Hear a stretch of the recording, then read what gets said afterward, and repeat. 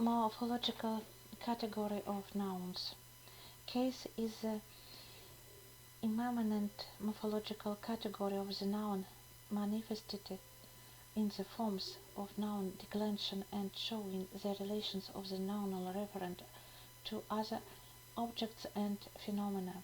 Thus, the case form of the noun, or contrastedly, its case in the narrow sense. Правильно, contractedly. Правильно я говорил. Что я делаю, а? Последний раз. Academic discipline, theoretical English grammar, lecture 5. Series of English case. The lecture is based on materials from a course in theoretical English grammar by Mark Bloch. Morphological category of nouns. Case is the immanent morphological category of the noun manifested in the forms of noun declension and showing the relations of the nominal referent to other objects and phenomena.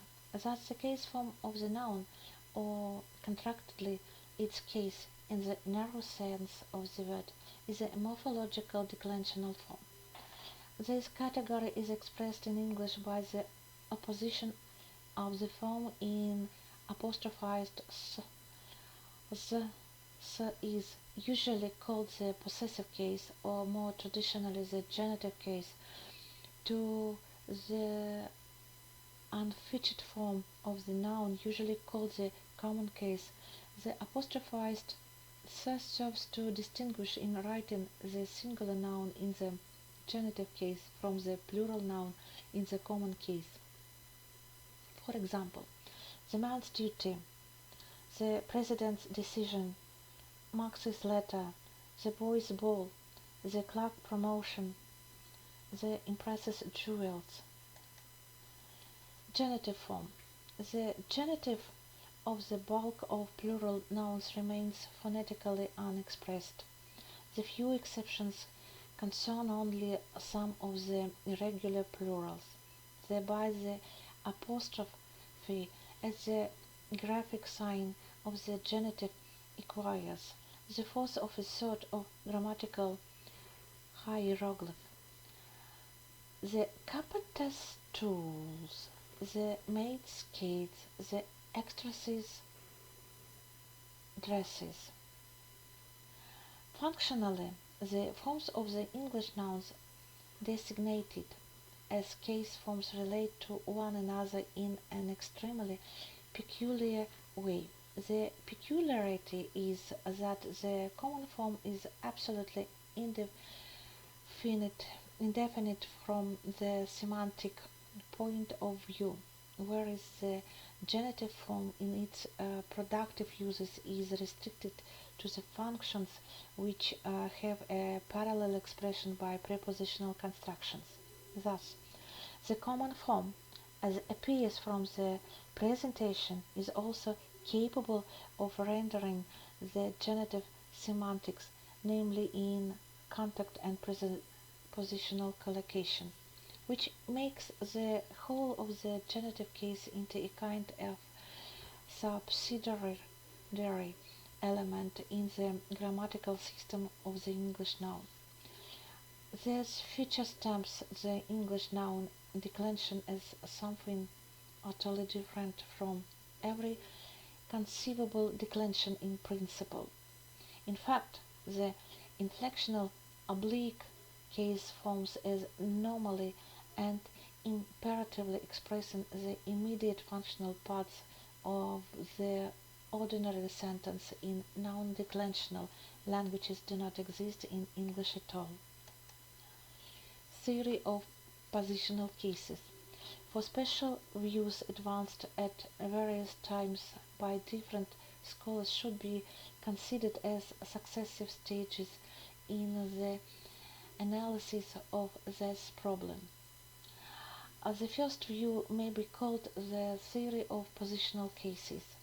This theory is directly connected with the old grammatical tradition, and its traces can be seen in many contemporary textbooks for school in the English-speaking countries. Linguistic formulations of the theory with the various individual variations, the number of cases recognized, the terms used, the reasoning cited, may be found in the works of Nesfield, Deutschbein, Bryant, and other scholars. In accord with the theory of positional cases, the unchangeable forms of the noun are differentiated as different cases by virtue of the functional positions occupied by the noun in the sentence. Thus, the English noun, on the analogy of classical Latin grammar, would distinguish besides the inflectional genitive case also the non-inflectional and just purely positional cases, nominative, vocative, dative, and accusative. The inflectional cases of the noun are taken to be supported by the parallel inflectional cases of the personal pronouns. The nominative case subject to a verb, rain falls. The vocative case, address, are you coming, my friend? The dative case, indirect object to a verb, I gave John a penny.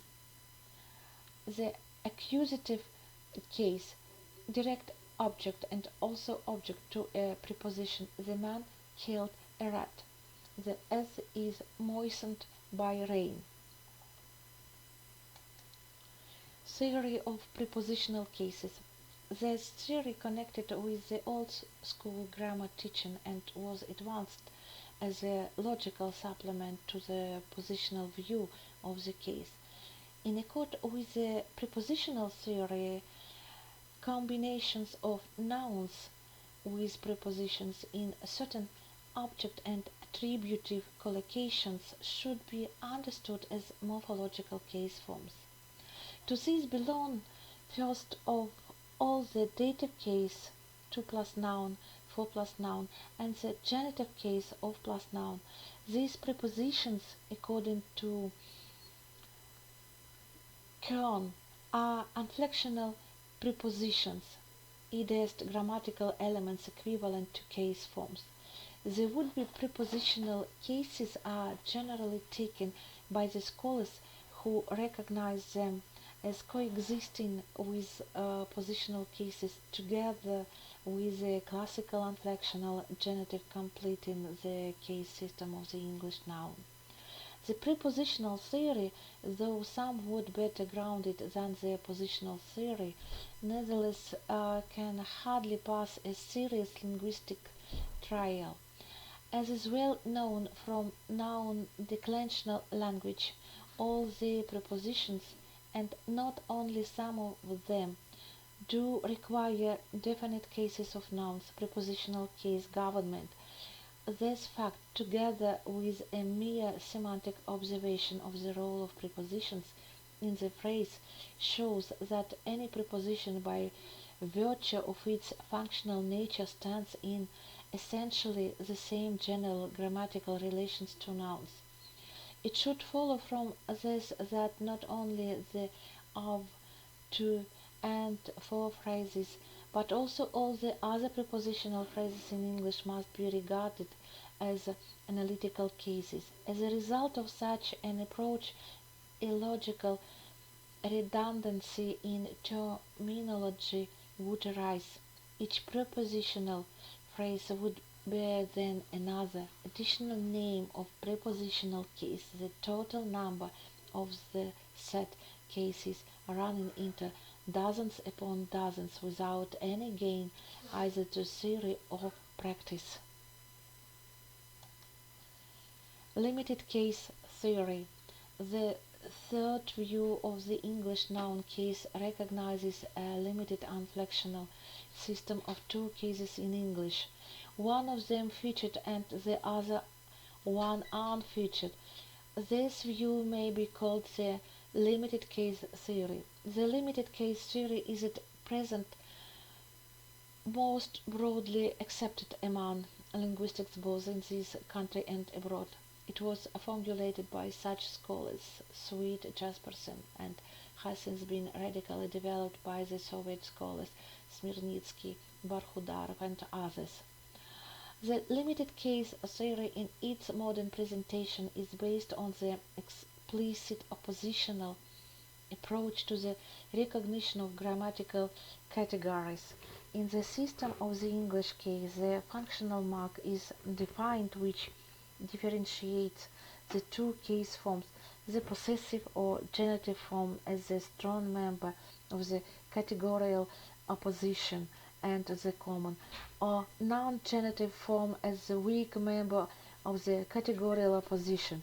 The opposition is shown as being effected in full with animate nouns, though a restricted use with inanimate nouns is also taken into account.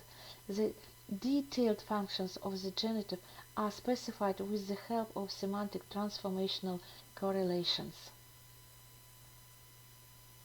Thank you for attention.